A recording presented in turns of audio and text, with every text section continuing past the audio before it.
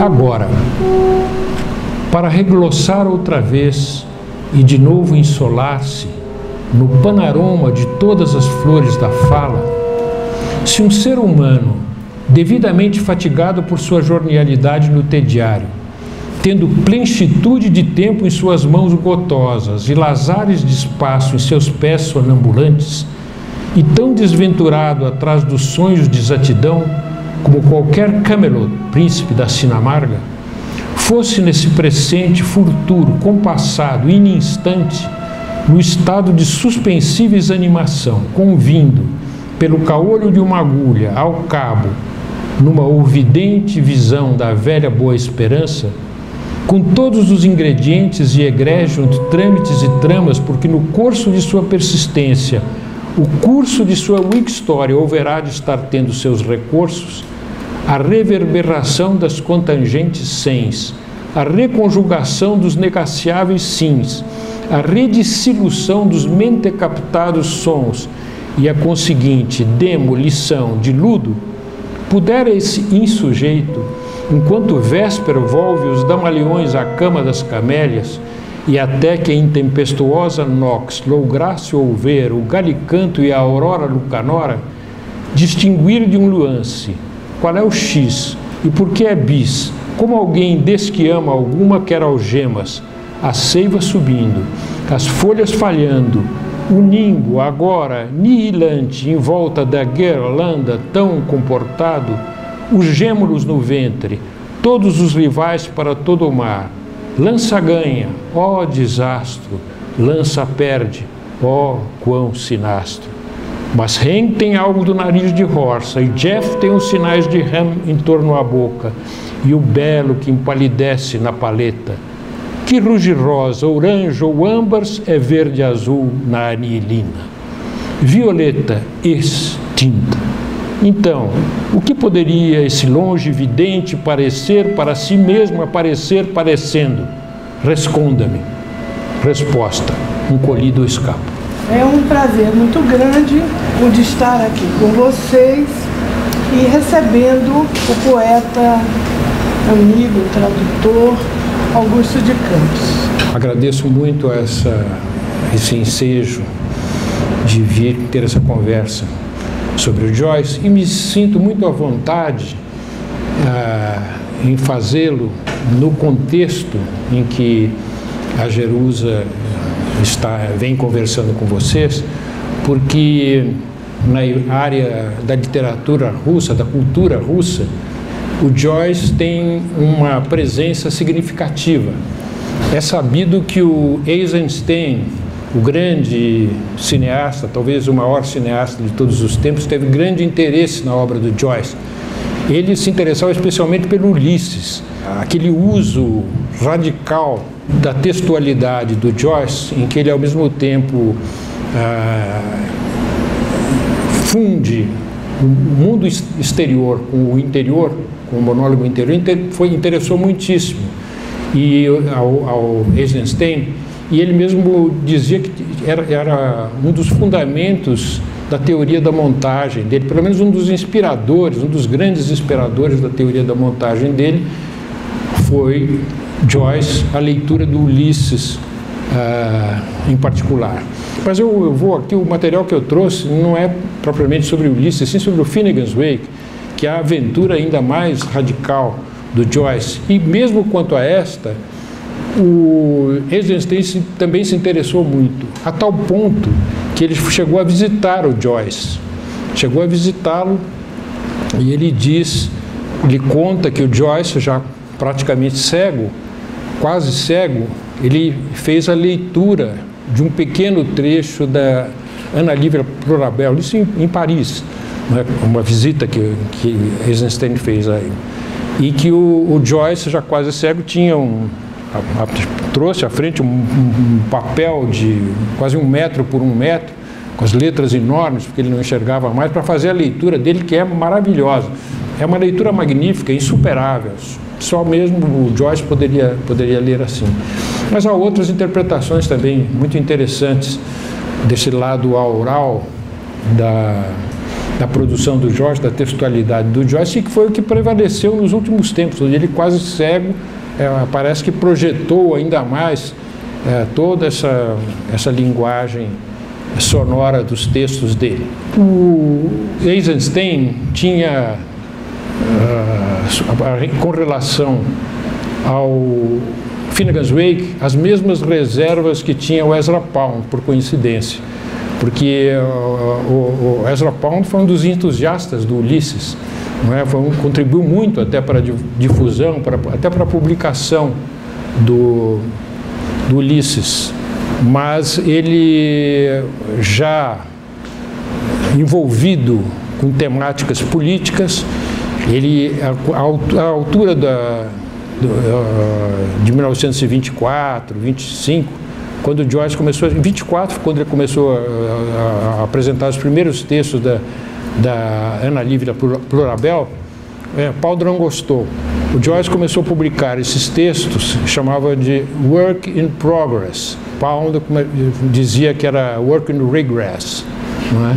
E as mesmas reservas tinha o Eisenstein. Por quê? Porque eram reservas, na verdade, de cunho ideológico. Eles estavam queriam exigir, de certa maneira, uma maior presença da fraseologia que implicaria, talvez, uma inserção ideológica.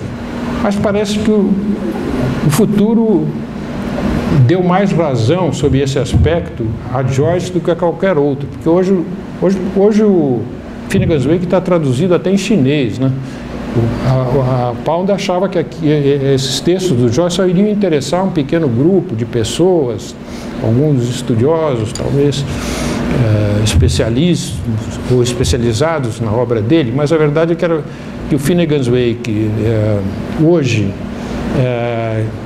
tem uma presença muito grande até na articulação de uma linguagem nova, e foi isso que nós vimos no Finnegan's Wake, quando nos primeiros movimentos que nós fizemos no sentido de buscar encontrar novos caminhos nos anos 50, quando o Haroldo, Décio e eu começamos a estudar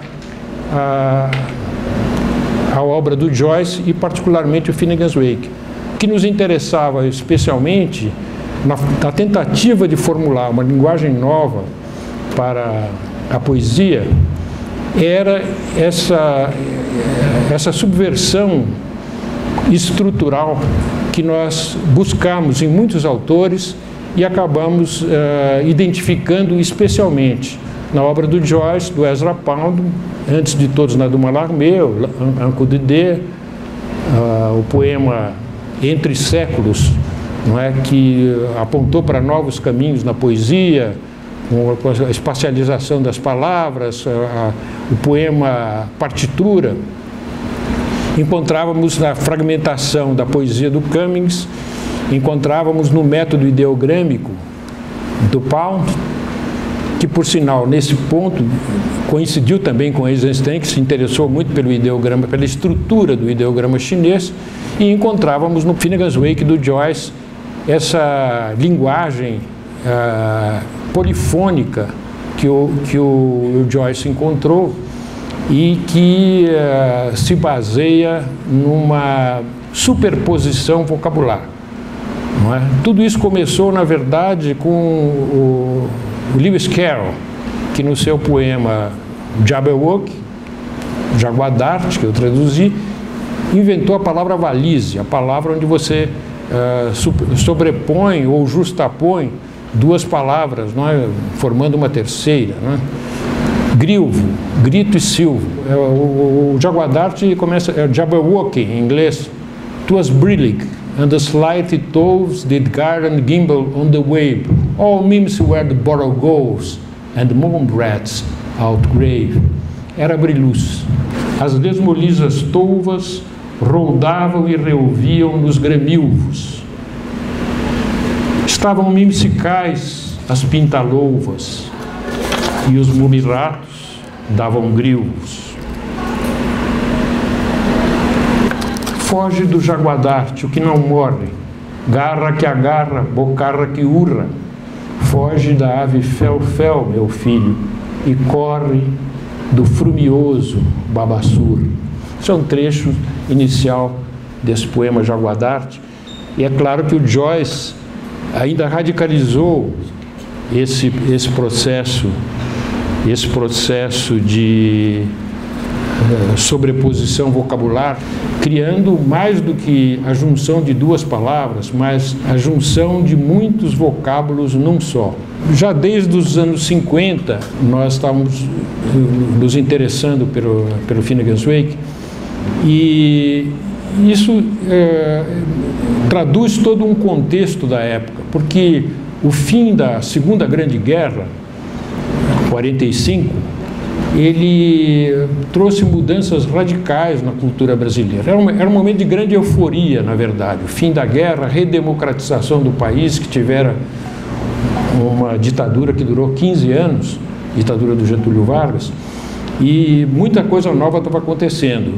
Criou-se, em fins de 40 ainda, o MASP, o Museu de Arte de São Paulo, logo depois o Museu de Arte Moderna de São Paulo. A primeira Bienal de São Paulo foi em 1951, e no âmbito literário houve uma coisa fundamental, que foi o giro da influência da cultura francesa para a inglesa.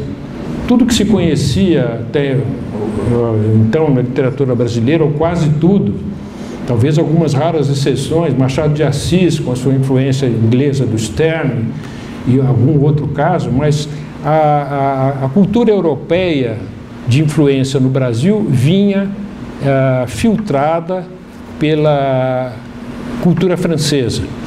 Mesmo os que leram, os intelectuais brasileiros, daqueles que leram, tomaram conhecimento do Ulisses, que foi o grande marco antinormativo da prosa universal, da prosa moderna, mesmo aqueles que o leram no Brasil, leram provavelmente na tradução francesa, não no original.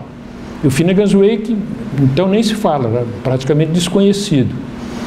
A Pagou, que foi talvez a primeira escritora, o primeiro escritor que traduziu um pequeno texto do Ulisses, traduziu do francês, não traduziu do texto inglês.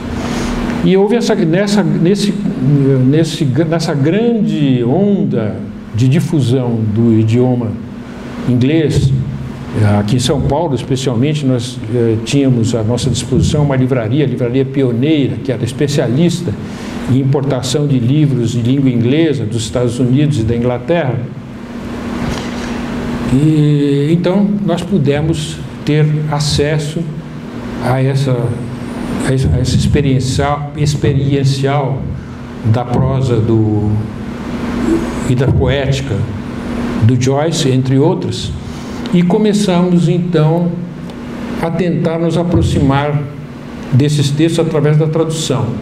Eu, em 1957, já publicava no Jornal do Brasil, suplemento literário do Jornal do Brasil, uma página, que me deram uma página grande, 2 páginas, um artigo que se chamava James Joyce em Finneganscópio, e onde publicava algumas traduções minhas e do Haroldo. Ana Lívia Plurabel. É um texto muito interessante porque ele mostra, talvez mais do que qualquer outro, a técnica de palimpsesto do Joyce. Nesse texto, ele imagina, como quadro contextual, uma conversa entre 2 lavadeiras. Elas falam sobre a vida dos personagens centrais do Finnegans Wake, que são Ana Lívia Plurabel, HCE, os 2 filhos e a filha, que é através desse núcleo central, desse núcleo familiar, o Joyce projeta, através de superposições, de trocadilhos, de jogos verbais, praticamente toda a história da humanidade, através de várias linguagens. E neste trecho em especial, nós temos as duas lavadeiras que falam, conversam sobre a vida, ao mesmo tempo que lavam a roupa do casal, eles conversam sobre a vida íntima dos dois. À medida que elas falam de duas margens de um rio, que é o rio Liffey, que ao mesmo tempo se associa no imaginário do Joyce, como se fosse um sonho, um pesadelo, se associa com a própria figura da mulher central, que é Ana Lívia Plurabel. Então esse é o rio Liffey. Já percebem que aí já há uma troca vocabular entre a palavra Lívia e o rio Liffey.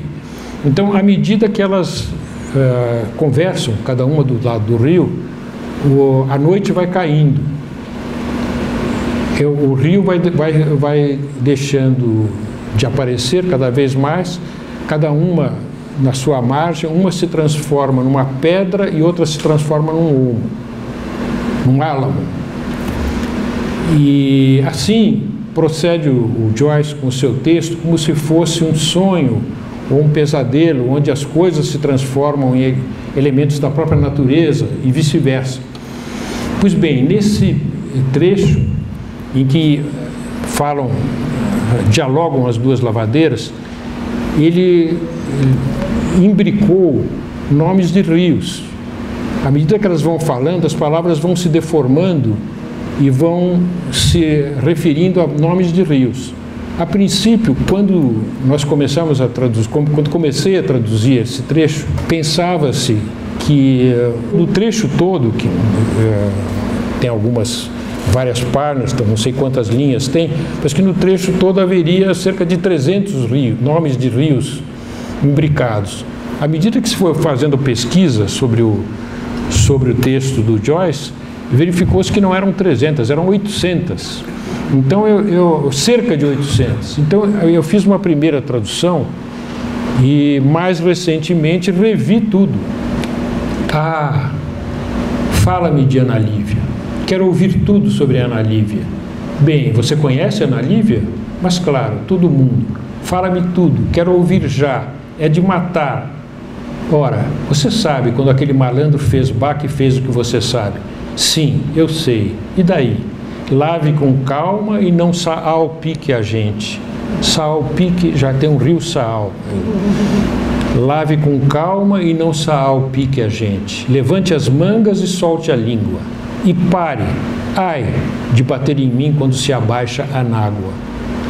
O que diabo foi que tentaram descobrir quando ele tresandou fazendo no parque de Duendix?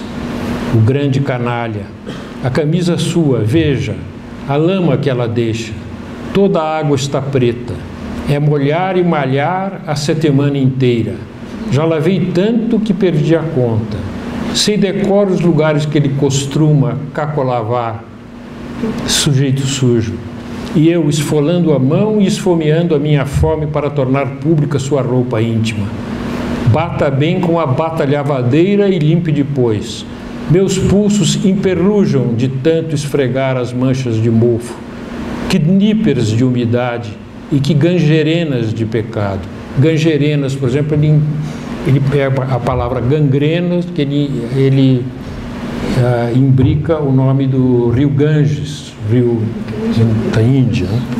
Eu então refiz esse texto e nesse mesmo texto incluí os rios Mali, Leven, Abai, Kami, Ben, Som, Stupi, Struma, Lempa, Meleges, Lodon, etc. Então o mesmo trecho ficou assim. Fala-me de Ana Lívia. Quero ouvir tudo sobre Ana Lívia. Bem, você conhece Ana Lívia? Mas claro, todo mundo. Fala-me tudo. Quero ouvir já. É de matar. Ora, você sabe, quando aquele maliandro cricou e fez o que você sabe. Sim, eu sei. E daí? Lavanha com calma e não salpica a gente. Levanta as mangas e solta a língua. E para, ai, de bater em mim quando se abaixa na água. Que diabo foi que tentaram descobrir que ele tresandou fazendo no parque de Duendix? o grande bandalho. A camisa sua, veja, a lama que ela deixa, toda a água está preta. É molhar e malhar a semana inteira. Já lavei tanto que perdi a conta. Sei decor os lugares que ele costuma emporcoalhar, sujeito sujo. E eu estupiando a mão e estapeando a minha fome para tornar pública sua roupa íntima. Bate bem com a batalhavadeira e lempa depois. Meus pulsos emperrujam de tanto esfregar. Melegues de lódon, que níperes de umidade e que gangerenas de pecado.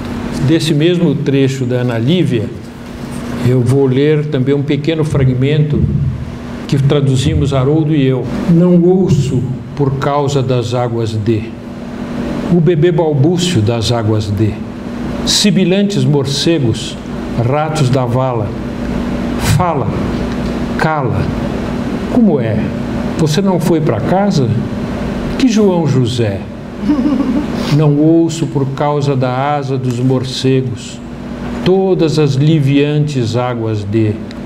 Ah, fala, salva-nos, planta dos pés, pesa. Sinto-me tão calma como aquele olmo. Um conto contado de Shon ou Shem? Todos os filhas de Lívia. Falcões da escuridão, ouvi-nos, noite, noite, minha cabeça cai. Sinto-me tão lerda como aquela pedra. Fala-me de João ou Shon? Quem foram Shem ou Shon, os filhos ou filhas vivos de tudo treva? Fala-me, fala-me, fala-me, álamo. Noite, noite, fala-me, fala de planta ou pedra, as rio correntes águas de, as indo e vindo águas de, noite. Neste fragmento é que aparece a famosa expressão The panorama of all flores of speech. Panorama, em vez de panorama, flores e speech. Vários idiomas e, ao mesmo tempo, a transformação sinestésica, não é, das associações que ele faz a partir do próprio léxico. Podemos sentir bem esse caráter caleidoscópico do Finnegans Wake. Aí estão capsulados alguns dos principais motivos recorrentes do livro. O curso e recurso da história, o conflito entre os irmãos Shem e Shon, o eterno feminino, que ruge rosa, orange ou âmbar, é verde azul na anilina, violeta extinta. Numa das interpretações do que o texto propicia, pode-se ver o fragmento de um pequeno discurso metalinguístico sobre a natureza do Finnegans Wake. Há uma longuíssima pergunta num período único que parece não ter fim, e uma brevíssima resposta. A pergunta poderia ser glosada sumariamente assim: se um ser humano, durante o sono, emergindo das fadigas do dia a dia, a jornalidade do tediário, pudesse ter uma visão do Finnegans Wake, com o que se pareceria essa visão? A resposta funde espaço e tempo numa única palavra, superpondo a imagem do caleidoscópio e a de colidir, escapar. Nesta visão cubo-futurista do texto de Joyce, a palavra é um colidoescapo. É um texto, na verdade, inqualificável, não é propriamente um romance, embora tenha um certo enredo, um enredo mais ou menos arquetípico, que se sobrepõe em todas as épocas da humanidade. Por exemplo, o tema da queda aparece a todo momento. Essa queda é a queda de Adão e Eva, é a queda de Napoleão, é o crash da Bolsa. Enfim, tudo isso se superpõe nessa linguagem atravessada por trocadilhos e palavras polissêmicas. de tal sorte que o livro funciona como uma espécie de I Ching. Pode-se entrar no Finnegan's Wake a partir de qualquer página. São 628 páginas ao todo. Cada página sobrepõe praticamente todo o conteúdo do livro, não é? Então é uma espécie de areia movediça em que você nunca consegue ter uma leitura unívoca e que torna extremamente difícil aos tradutores você poder chegar a criar entidades lexicográficas, entidades de linguagem que se aproximem desses textos. Haroldo e eu tentamos fazê-lo em alguns textos muitíssimo trabalhados, outros fizeram já traduções mais extensivas, não traduções intensivas como a nossa, mas traduções extensivas, ao caso do Donald Schuller, que traduziu por inteiro o Finnegan's Wake. Né? São tipos de abordagem diferentes, uma mais transcriativa, outra mais aproximada da literalidade, e que tentam dar conta desse universo extraordinário que o Joyce criou. Há um interesse especial no caso do Joyce, do Finnegan's Wake, porque, como já se disse, esse texto dele, que ocupou tantas páginas, 600 e tantas páginas, na verdade ele tem uma temática básica, quase que arquetípica, que é aquele nódulo familiar através do qual passa toda a história da humanidade, todos os eventos da humanidade passam através desses embates que se passam nesse núcleo básico. Mas a verdade é que o protagonista mais absoluto da sua prosa é a própria linguagem. Não é? É essa linguagem é através da linguagem que ele suscita toda essa reflexão sobre a humanidade, sobre o próprio mistério da existência. Não é isso? E aí é que se encontra toda a poética do trabalho dele, que certamente para estudiosos como o Ivanov tem uma motivação muito grande, porque é a própria linguagem que está sendo o protagonista principal da prosa. Não se trata de aprofundar tanto uma narrativa, um discurso narrativo, mas de, através de sucessivas montagens e associações, sobreposições associativas, reinventar todo esse passado, inclusive o passado mitológico que interessa a ele. Né?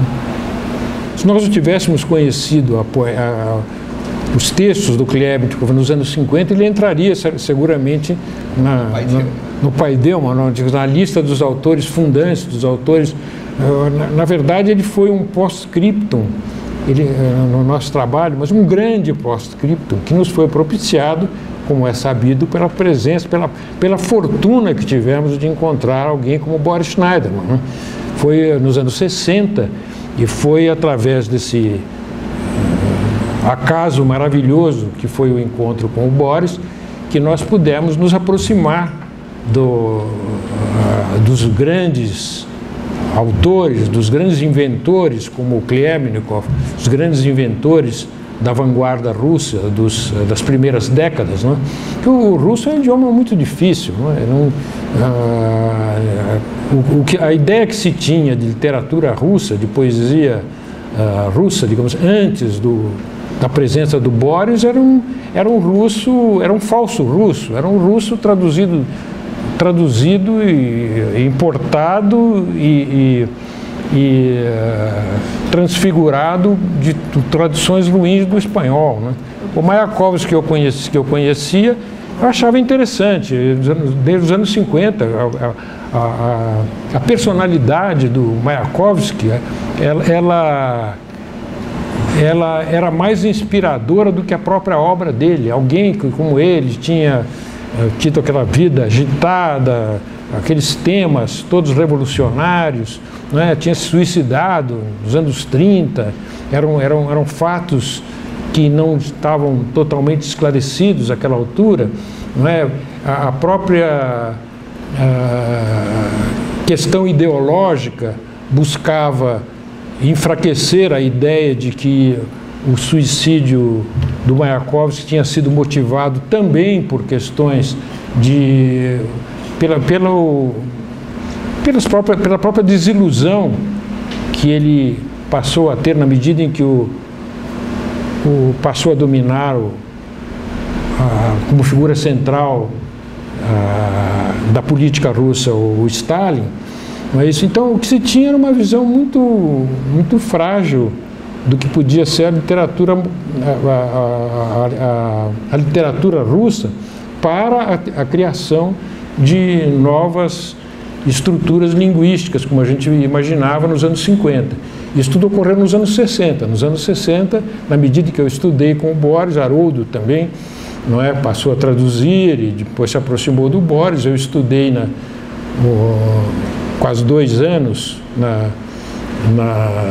no curso livre de russo que o Boris passou a ter em 62, e aí pudemos trabalhar conhecimento com a poesia do Mayakovsky, do Khlyebnikov, Krutchonek. E o Khlyebnikov se aproxima muito do Joyce porque ele também fez da linguagem um tema fundamental, né? A própria linguagem da poesia, que chamam de a poesia Zaum, a poesia transmental, ela é feita também de construções vocabulares, algumas absolutamente inéditas, de novas palavras criadas inteiramente a partir de núcleos, não é? de radicais que propiciam a criação de associações vocabulares plurissemânticas, não é? De muitos significados.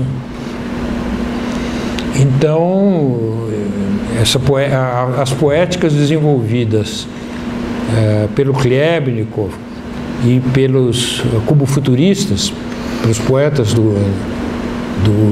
que se reuniram em torno do cubofuturismo no início do século passado, na Rússia, tem tudo que ver com esses problemas que suscita a linguagem do Joyce. Eu tendo a associar o Finnegans Wake mais ao próprio Eisenstein, ou Eisenstein, como dizem os russos, não é? Aquelas sobreposições que você vê em Outubro, por exemplo, quando você tem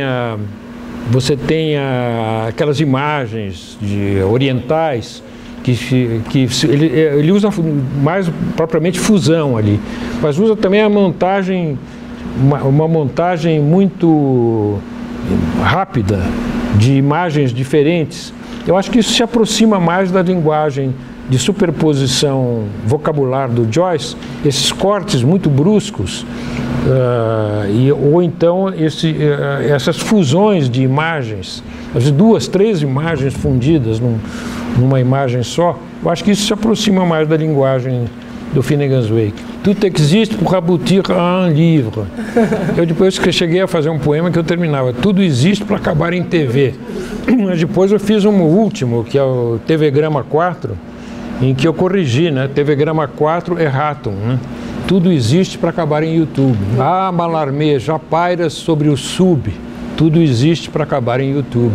Algumas ideias do Jung, no sentido das formas arquetípicas, interessaram ao Joyce, né?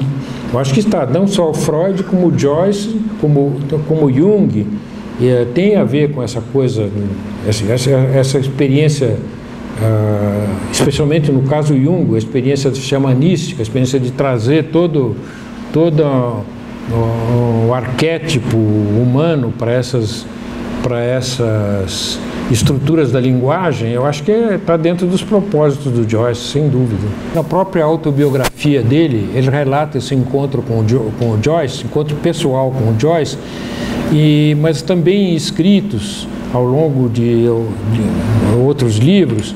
Ele diz que ele ficou absolutamente fascinado pelo Ulisses. Aquela coisa do monólogo interior, mas desenvolvida pelo Joyce muito radicalmente, porque ele pega, por exemplo, o Bloom, ou mesmo o monólogo da Molly no final, ela está falando de fatos objetivos, ou está vendo alguma coisa, ou observando alguma coisa da paisagem, ao mesmo tempo ele passa abruptamente para o que ele está pensando. Às vezes pode ser uma associação completamente desconectada com aquilo que ele está vendo. E isso para o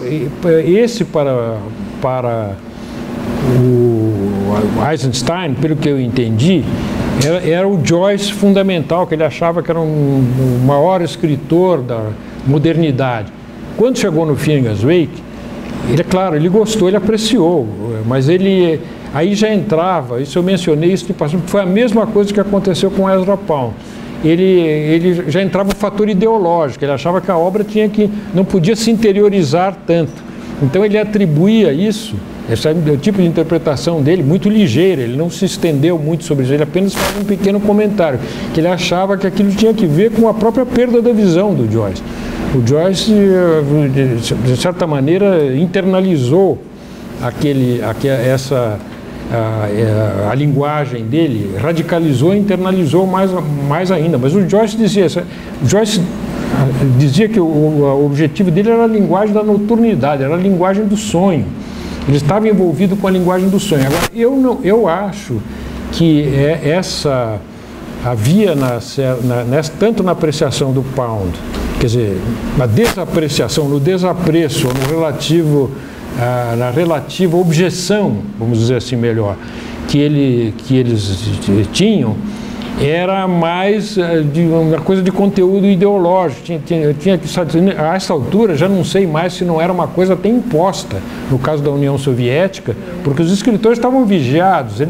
Quando o Eisenstein estava fazendo os filmes dele, já estava sob suspeita, de certa maneira. Ele tinha que apresentar, de algum modo, até para fazer passar a ideia de que Joyce pudesse ser lido na União Soviética, ele já era mal visto, ele tinha que de alguma maneira fazer algum tipo de restrição mas é muito bonito, extraordinário, mas acho que também é importante o encargo social. Essa era a ideia, essa era também a ideia do Pound. Eu acho que eles perderam para a história, num certo sentido, porque hoje, mesmo vendo os filmes do Eisenstein, outro dia ainda revi no canal, acho que o canal Futura, quando passando os filmes, comecei a ver Outubro, por exemplo, eu tinha no meu imaginário, Outubro para mim era o máximo.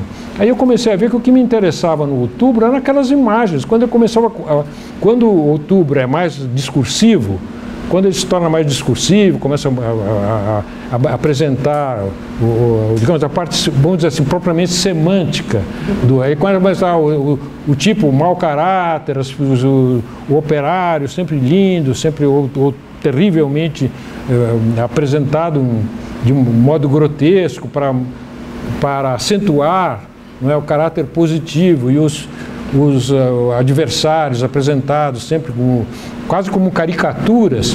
Eu digo, aquilo me interessa menos, o que me interessa mais é a parte, não é? O que interessa mais o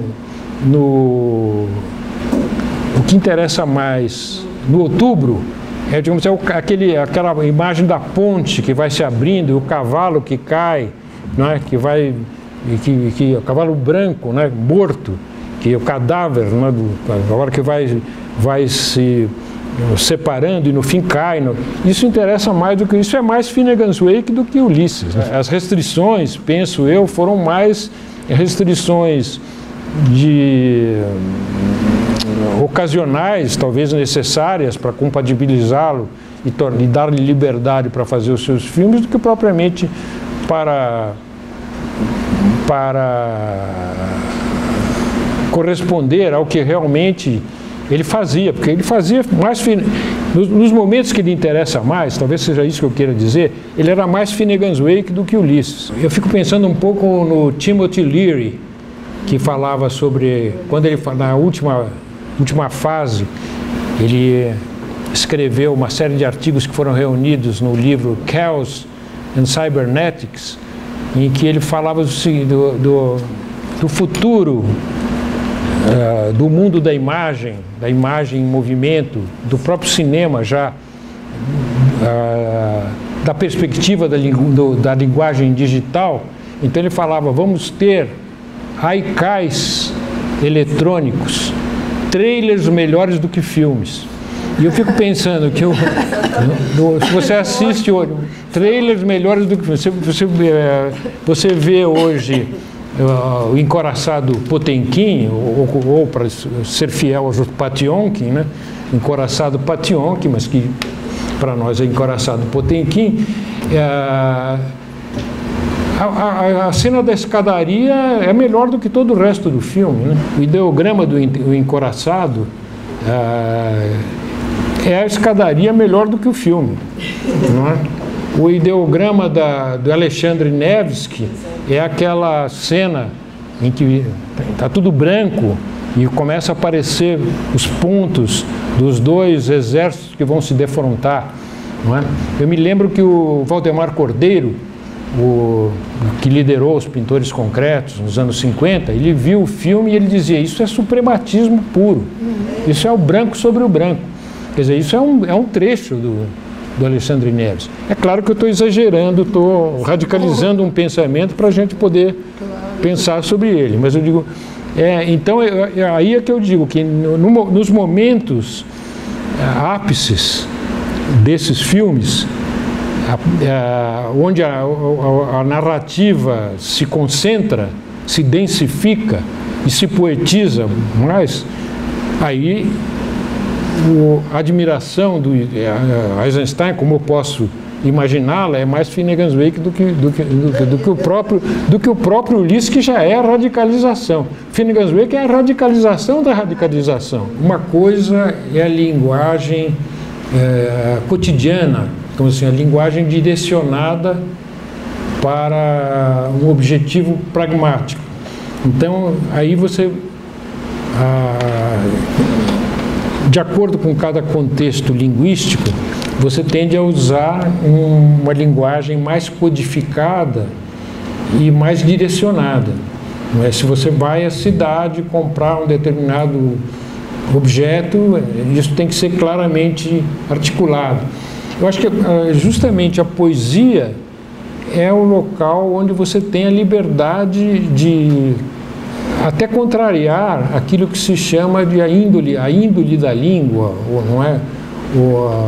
A construção linguística é um território onde você tem muito mais liberdade. Então, nesse sentido, eu acho que a ideia de que, digamos assim, haja maior dificuldade para construir compostos ou neologismos nesse ou aquele idioma é mais uma visão de perspectiva direcionada, que mesmo na poesia do passado, não é, no nosso idioma, a gente encontra exemplos de muito bem sucedidos de construção de palavras vocábulas, sem contar que o próprio idioma traz já, digamos assim, na sua articulação natural, exemplos de construção de compostos ou de neologismos que a todo momento surgem, não é? Então você tem Odorico Mendes, você tem Filinto Elísio, você tem, para colocar um exemplo mais próximo que nós descobrimos, tem o Sousandro, sobrenadam em rum, uma timese, né? Uma construção timética. E muitas vezes, fóssil petrifique, o verbo fóssil petrificar, não é? Quer dizer que é um exemplo típico que corresponde às coisas do Joyce, ao próprio cinema, que quando você ou, digamos assim, ao cinema ou em termos de artes plásticas, digamos, as táticas do cubismo, que associam vários elementos, fragmentos de objetos ou de cartas ou de trechos de escrita, não é? Todos compendiados numa produção única. Eu acho que pode ser feito, e claro que não fazendo parte das práticas do idioma, elas são mais difíceis de construção. Eu acho que determinadas línguas, como o inglês ou como o alemão, já tem, no próprio idioma da comunicação cotidiana, já tem essa índole de associar blocos de palavras. São mais monossilábicas também essas linguagens, né? Português você encontra em relação a esses idiomas, como o inglês, no caso do Joyce, o inglês básico, porque o Joyce também não é inglês, né? Ele é na verdade é um wakeês, né? Então tem uma base no inglês, mas a linguagem é atropelada por tantos idiomas ao mesmo tempo, que no fim ele cria um tipo de linguagem de idioleto, né? Polilinguístico, quer dizer, não é um idioleto solipsista, porque não é uma coisa, um idioma que ele criou a tal ponto que ele não tem correspondência com nada. Ao contrário, o Joyce dizia que ele podia explicar cada palavra, que não havia uma palavra do Finnegan's Wake que ele não pudesse explicar. Nesse sentido, ele era o contrário da Gertrude Stein, que aliás não imbicavam, né? A Gertrude Stein não, a Gertrude Stein já usava palavras simples, mas colocadas de uma certa forma, de uma tal forma, especialmente no livro mais radical dela, o Tender Buttons, de uma tal forma que aquela você não era capaz de formular resultado semântico nenhum da união da sequência de palavras, todas elas palavras comuns, mas que não faziam nenhum sentido. O Joyce não, o Joyce criava palavras, mas ele dizia que podia explicar. Então determinada, como no caso dos rios, determinada palavra é associada ao rio. O rio não está ali gratuitamente, está ali porque ele faz parte dessa mitopoética dele. Então é o rio Dublin que atravessa, é o rio Liffey que atravessa Dublin, é um rio simbólico, é o Capibaribe do Joyce, é o Capibaribe João Cabralino do Joyce, é o rio Liffey, né? Essa capacidade de criar e recriar elementos lexicais novos, combinar novas associações de palavras. Eu acho que essa é a ação da poesia, faz parte do processo poético. Não quer dizer que toda a poesia deva ser assim. Poesia tem muitos caminhos, não é? Mas um deles é o de você trabalhar diretamente com a linguagem, através dela criar associações, relações interessantes, relações significativas, né? Significantes, né? A tradução se enfrenta com todos esses problemas. Talvez haja maiores dificuldades de alguns idiomas para traduzir outros, que tem na sua estruturação uma maleabilidade maior, não é? Então, o inglês, nesse sentido, é uma linguagem privilegiado, porque ele já tem na sua estrutura, na linguagem comunicativa, uma facilidade muito grande, combinatória, e é um idioma muito monossilábico, né? As palavras são muito curtas. E o Ezra Pound dizia que o tradutor deve ser sempre mais breve do que o texto que ele traduz, né? Você nota isso, isso é uma das primeiras, das regras mais evidentes para quem traduz. Quando você vê um texto curto que é traduzido muito longamente, você já vê que já perdeu a partida de início, perdeu a parada de início. Quer dizer, teoricamente, claro que cada caso é um caso, mas teoricamente a tradução deve sempre tender a concentrar-se. Aí a dificuldade do português diante do inglês, não é? A tradução de poesia é mais ou menos como uma performance, num certo sentido. Você vê assim, é como uma interpretação, no sentido de interpretação. Você pega Summertime, do Cole Porter, não é? Ele cantado pela Billie Holiday é uma coisa, cantado pela Janis Joplin é outro, cantado pela Barbara Hendricks, que é uma soprano, é uma terceira coisa, cantado por um estudioso do Cole Porter, que sabe tudo sobre o Cole Porter, muito mais do que todas as cantoras, é outra coisa. Quer dizer, há também há uma necessidade de você corresponder, tentar vencer essas barreiras de diferentes idiomas, e há também uma poeticidade que é intransferível. É como alguém que executa uma peça, né? Precisa ter essa capacidade de recriar. O ideograma nos traz mais a ideia de justaposição. E a linguagem palimpséstica do Joyce é mais a ideia de superposição. Não é? No ideograma, você justapõe signos, coloca um ao lado do outro. Não é? No processo, digamos assim, de trocadilho, de palavra valise, levado à radicalidade pelo Joyce, você não tem justaposição, você tem sobreposição, não é? Quando ele fala laugh tears, em vez de laughter, lágrima, riso e lágrima ao mesmo tempo, é difícil você dizer o que você viu antes, o que você viu primeiro. Você vê 3 palavras, não é? Você 2 palavras juntas, 3 palavras juntas, não é? Agora, há casos que são mais de justaposição, mesmo dentro da técnica de palimpsesto do Joyce. Por exemplo, Silver Moon Lake. Você tem floresta, lua e lago, né? Você tem 3 palavras, você vê uma depois da outra. Mas é certo também que no tipo de recepção que você tem de um vocábulo, dito rapidamente, a justaposição e a superposição quase que se confundem, né? Que é muito breve. Silver Moon Lake. Kaleidoscape. Então você tem no Joyce, você tem as 2 coisas. Agora, você pode pensar também no reverso, né? Que o ideograma, na medida em que ele é apreendido, hoje nem é mais, porque hoje, digamos assim, que o ideograma original se fossilizou ou se etimologizou. Hoje ele é visto mais como som, ou visto com tal abrangência que ao ler um ideograma, suponho eu, quanto posso dizer da linguagem do chinês, aquilo já vem associado, aquilo já vem codificado, de modo que você não vai decompor, a não ser como quem faz um raciocínio etimológico, você não vai decompor os elementos originariamente pictográficos que formaram uma determinada palavra que você está lendo. Mas, na verdade, existe aí justaposição e um pouco de superposição. Eu acho, realmente, o Pound é mais justaposição. Até as táticas de linguagem do Joyce, em muitos casos, levam mais à superposição.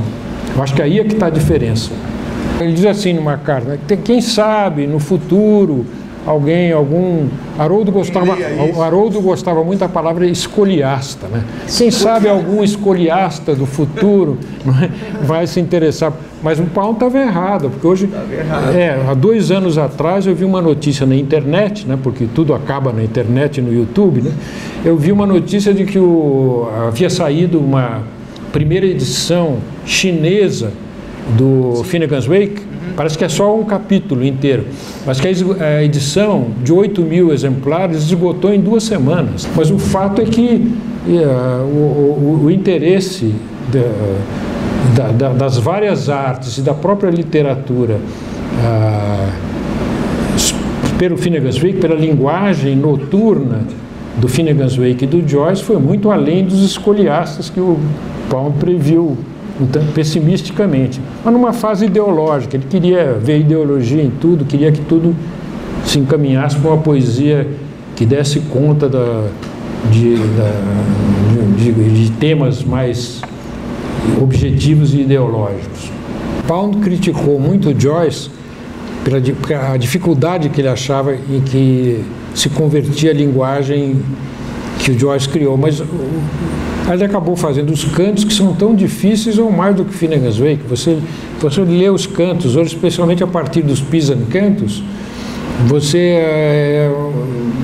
é como se fosse a ponta de um iceberg. Você tem que ler tudo que o Pound leu para saber de onde ele tirou uma frase daqui ou dali. Quer dizer, e as cartas do Pound são muito difíceis também. São extraordinárias, também são as cartas mais interessantes que existem. mas que elas são difíceis, são. Agora, o Cummings também não é fácil, então, e escreve com muita abreviatura, tem uma escrita gráfica também difícil. Essa é a correspondência mais difícil que eu conheço, Pound e Cummings. Poe tem tudo a ver com todos esses problemas que nós estávamos abordando a propósito da linguagem, né? A própria escrita dele, que já é muito sintética, né? Ele achava que o poema só poderia ser breve, né? Ele postulava a brevidade dos poemas, achava que a própria índole da linguagem poética era a brevidade, só acreditava no poema breve. Ao mesmo tempo ele tinha esse interesse pela criptografia, né? Você pega aquele conto do Escaravelho de Ouro, né? Que foi praticamente um dos precursores, se não for o precursor, dessa linguagem que se reflete sobre a própria linguagem, né? Você tem que atravessar a decifração de um criptograma para poder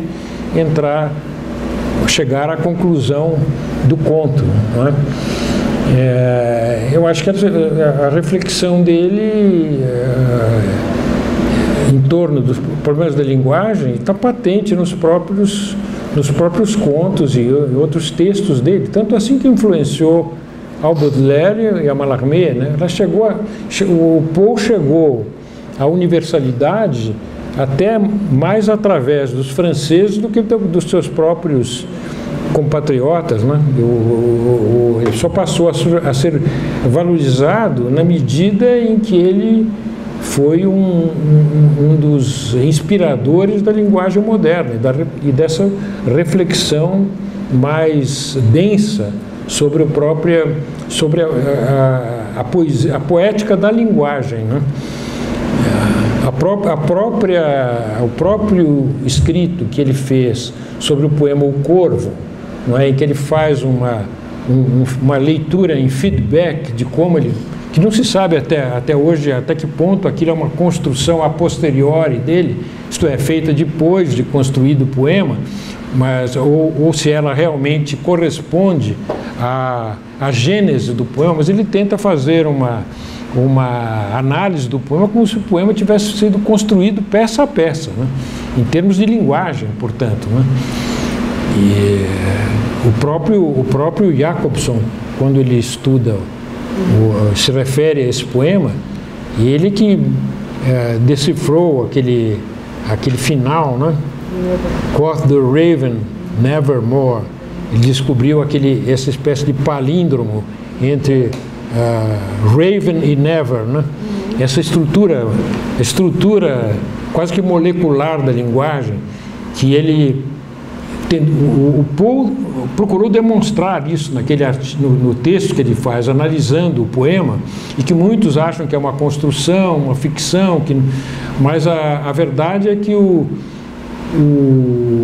Jacobson, ele de certa maneira, ele reforçou a visão crítica de que o Poe estava muito consciente do que estava fazendo com a linguagem, a tal ponto que até celularmente, neste momento em que o próprio Poe não analisa, não é, a visão posterior, a visão extraordinária do Jacobson foi descobrir, né? Never, Raven, never, está embutida nesse não retorno, né, o nevermore. O corvo se reflete de certa maneira na palavra-chave que é o nunca, né? Então eu acho que tem tudo que ver essas perquisições que você encontra na linguagem do Poe estão perfeitamente afeiçoadas a esse tipo de abordagem que a gente está fazendo dos problemas da linguagem, da literatura da linguagem, né? É um tipo, não é toda a literatura, não é todo o processo, mas é um processo que se desenvolve mais especificamente na poesia e onde você concentra também uma grande parte da atenção, você explora as virtualidades fônicas, léxicas, não é, gráficas do próprio idioma, né? Você, de certa maneira, é uma linguagem que se volta, uma espécie de quase que de metalinguagem não é?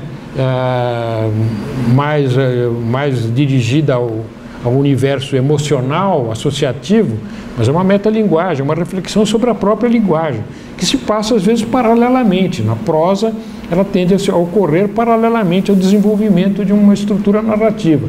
No caso do Joyce, do Finnegan's Wake especialmente, daí a dificuldade de você classificar, de você categorizar o que é o Finnegan's Wake. É um romance? Não é. É poesia? Também não é. Mas estritamente falando, mas é uma coisa e outra. Mas porque no tipo de abordagem, no tipo de escritura dele, se passa esse fenômeno de você fazer passar pela linguagem, não é como se você estivesse criando a sua própria emoção, num certo sentido. Você cria palavras novas, compósitos novos, mas está dando voz também a todo um repertório da linguagem, que talvez na linguagem diurna, não é? Porque o Joyce fala que no Finnegan's Wake ele é a linguagem da noite, talvez na linguagem diurna, isto é, na linguagem cotidiana, na linguagem tipo seta, a linguagem direcionada, você não se permite usar. Aí você está dando vazão, você está trazendo à tona todo um universo oculto, não é? Que tem que se passar necessariamente através, muitas vezes, de transformações da linguagem. Não é? Por isso não é uma linguagem estável, não é a linguagem do código, não é a linguagem da convenção, é a linguagem do código, é a linguagem que se passa fora do código, né? Fora da linguagem contratual, que é a linguagem com a qual nós nos comunicamos, que também tem que existir acima das outras, independentemente das outras, senão não nos conseguiríamos entender uns com os outros. Não é possível a convivência no plano mais geral da comunicação, não é possível a convivência de idioletos no universo do Finnegan's Wake. Existe, é uma espécie de idioleto, mas também não é, porque é uma linguagem universal. A linguagem dele é única, mas ao mesmo tempo é universal, porque ele funde, através desses processos associativos de sobreposição ou de justaposição, ele funde emoções e situações que estão compendiadas nas várias criações idiomáticas, na Babel dos idiomas do mundo. A minha aproximação do Rilke, ela tem um cunho especial, porque o Rilke, nos anos 50, ele era um dos poetas prediletos da geração de 45. Mas o que interessava no Rilke daquela época, e por isso ele não entrou, embora grande poeta como sempre foi, ele não entrou no nosso elenco básico de autores da época, é que o Rilke que interessava era um Rilke mais de cunho de inserção mística, não é um Rilke abstrato, cuja linguagem tinha um difícil acesso quanto à percepção dos seus significados, mas que por isso mesmo ele era um Rilke encantatório, que não abordava, digamos assim, os problemas de linguagem em que nós estávamos centrados. Eu vinha me aproximar do Rilke mais adiante, e o Rilke que eu traduzi e que eu procurei estudar e aprofundar foi antes o Rilke visualista do que o Rilke visionário. Era um Rilke da chamada Dingedichte, né? A poesia coisa. Era o Rilke que foi, aquela época em que escreveu os seus novos poemas, Neue Gedichte, né? Isso foi em 1913, 12, e ele era secretário do Rodin, do escultor Rodin. E ao mesmo tempo, talvez mesmo através do Rodin, ele se apaixonou também pela pintura do Cézanne.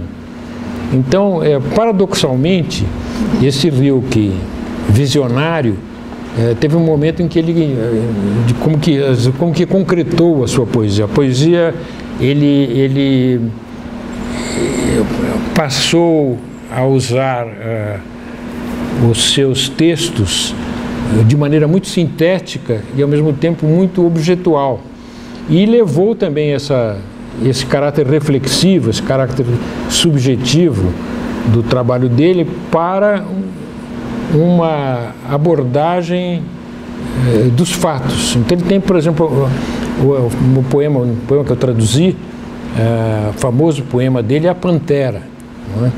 E na Pantera, essa Pantera, ele panteriza a linguagem, ele intersubjetiva de alguma maneira aquela figura. A Pantera que está dentro atrás das grades, encerrada, não é? Ele, ao mesmo tempo que ele faz uma descrição pontual do animal, não é? Flexível, mas ao mesmo tempo ele introjeta naquela figura, naquela imagem animal, ele introjeta um sofrimento humano, não é?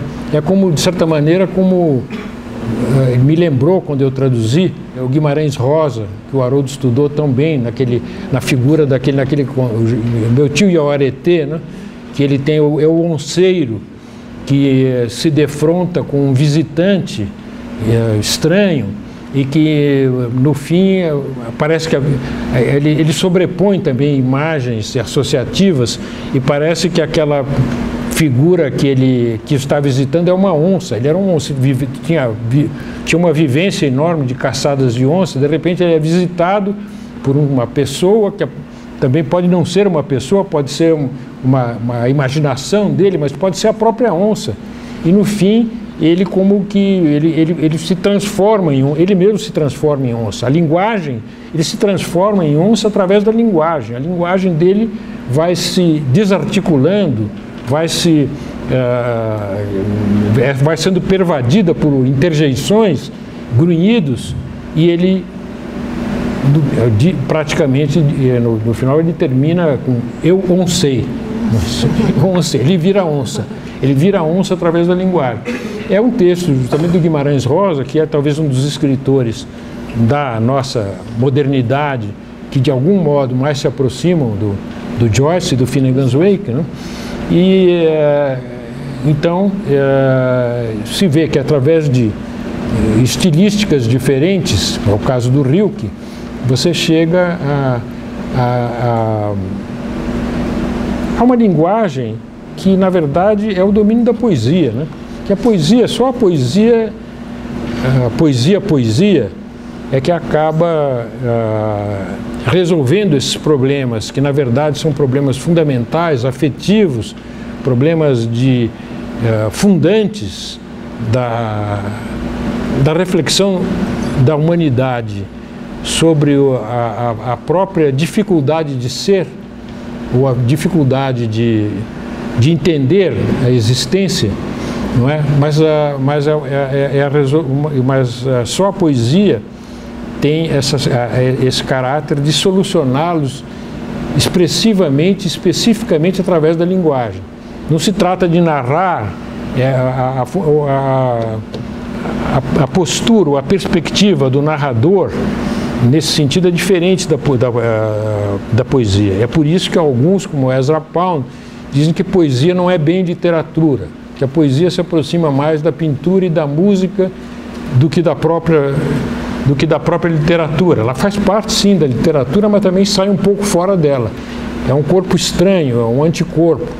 Ela propicia justamente através dessa linguagem associativa, que é a maneira do Joyce, a linguagem do Joyce, a linguagem noturna do Finnegan's Wake, a linguagem puramente associativa, mas é também a linguagem do Rilke, quando ele, através de processos de construção poética, ele faz essa troca experiencial entre o objeto e a subjetivação das aflições, dos sentimentos, do desespero, da dificuldade de configurar a existência humana.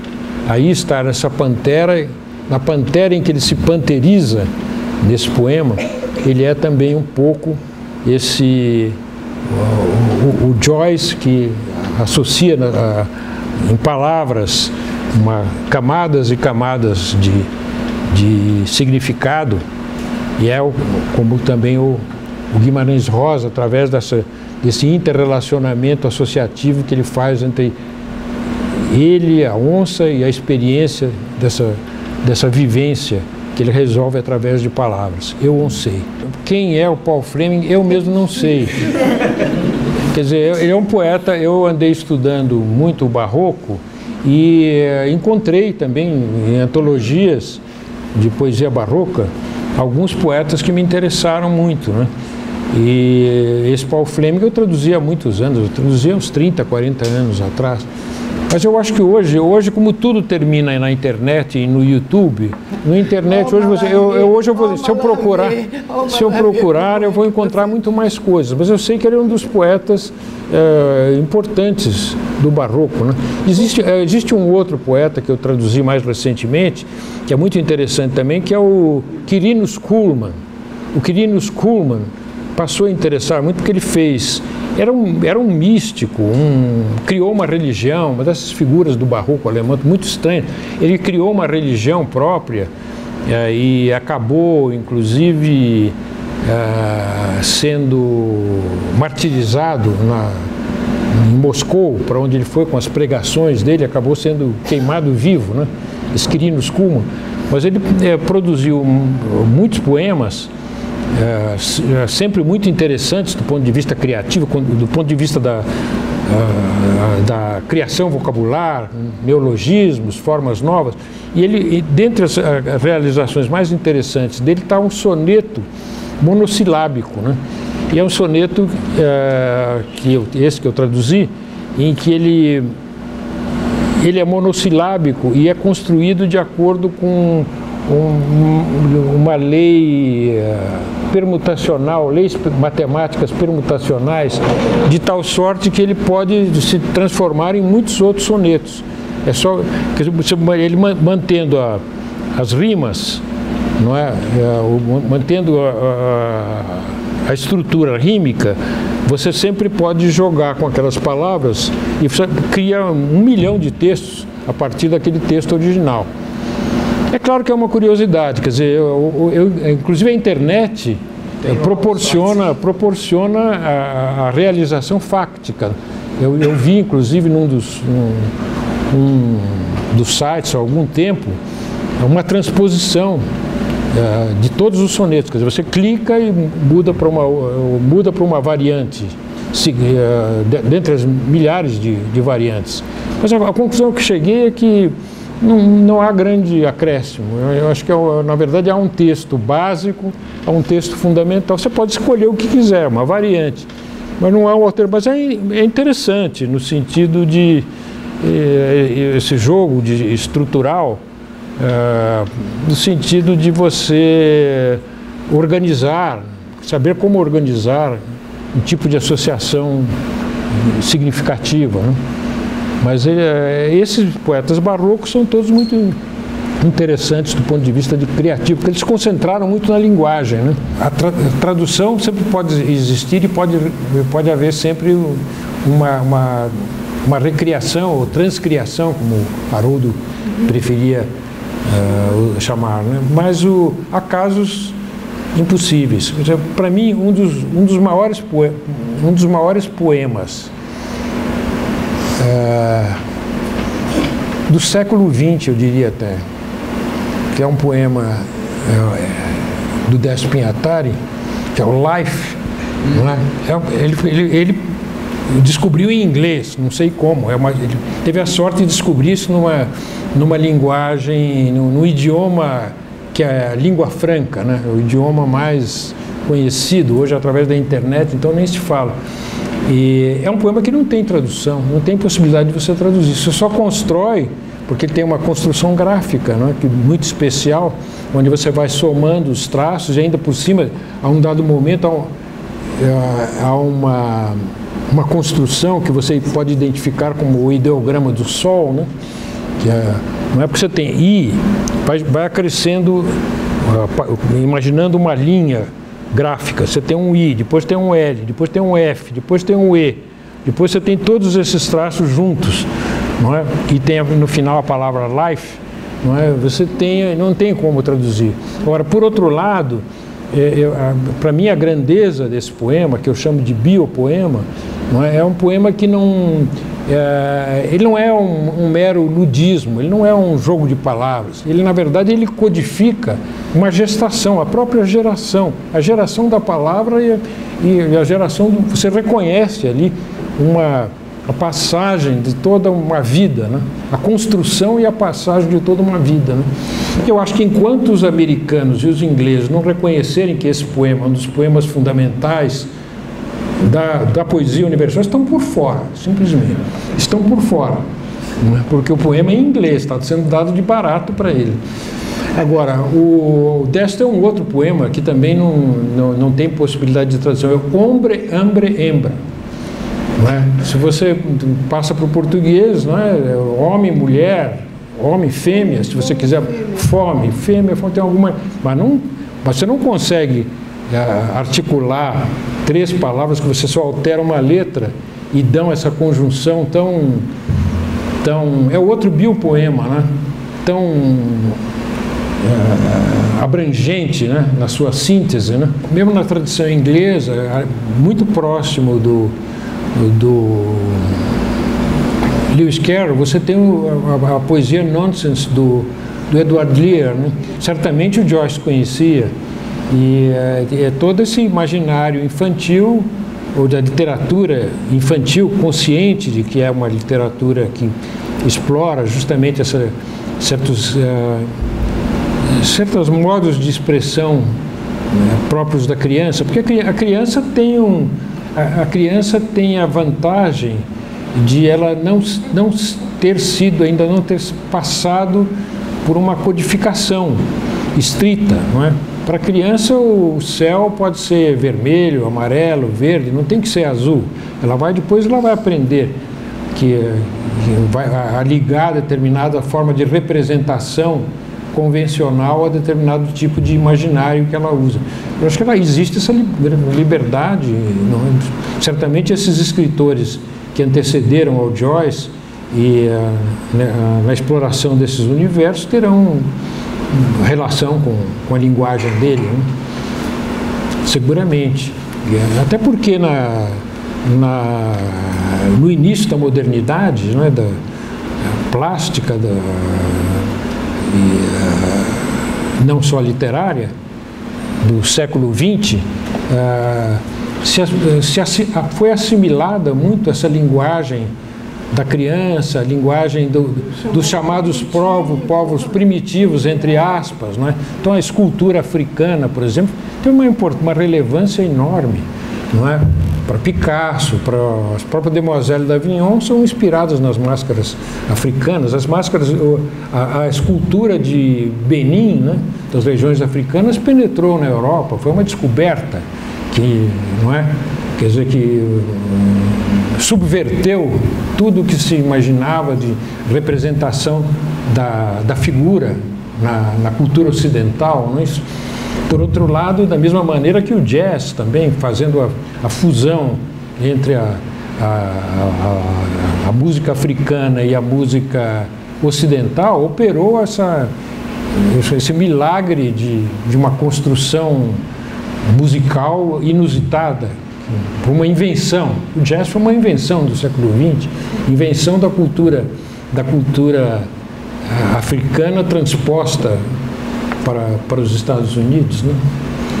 Tudo isso teve uma importância grande. Eu acredito que o Joyce, ele estava atento a todo esse universo que o circundava, até porque ele viveu na Europa, Paris nos anos 20 era um caldeirão, né, cultural, onde confluía tudo que havia de descoberta nova, né, em todas as áreas, inclusive na área antropológica, né, e ele se interessava muito por esse mundo, né. Tudo isso certamente terá influído na construção, especialmente do Finnegan's Wake, né. A descoberta digamos assim, do universo do imaginário infantil, está muito presente na obra do Paul Klee, na obra do Miró, né? Que se permite esse apagamento de toda a tradição ocidental de pintura em prol de uma criação de imagens totalmente livre, né? Existem dois Byron, na verdade, né? Tem o Byron lírico, que é o Byron dos poemas mais de teor romântico e tal. E existe o Byron satírico, que é o Byron do Dom Juan. Sim. Esse Byron do Dom Juan é muito interessante e muito difícil, porque ele escreve em estrofes equivalentes às estrofes camonianas, mas com a liberdade que a sátira lhe dá, ele usa de um rimário muito complexo. Ele usa aquilo que alguns chamam de rima leonina. Você rima uma palavra com duas ou três. Quem usou mais do que todos, ou talvez tanto como os que mais rimas difíceis usaram, foi o próprio Mayakovsky. Mayakovsky fazia as rimas mais incríveis. 2, 3 palavras rimavam com outra, né? Me lembrei de um exemplo de um poema meu da juventude, que eu fazia uma rima, mas é bem o exemplo do que eu chamo de rima leonina. Alucinada entre a luz e nada. Ai, que maravilha. Você tem alucinada e a luz e nada. Você tem 4 palavras que é uma rima chamada rima leonina. E você vê que aqui nós fomos para nosso universo associativo foi muito longe, né? Nós começamos falando do Ivanov, acabamos falando em Timothy Leary, não é? A Máscara Africana, foi uma viagem.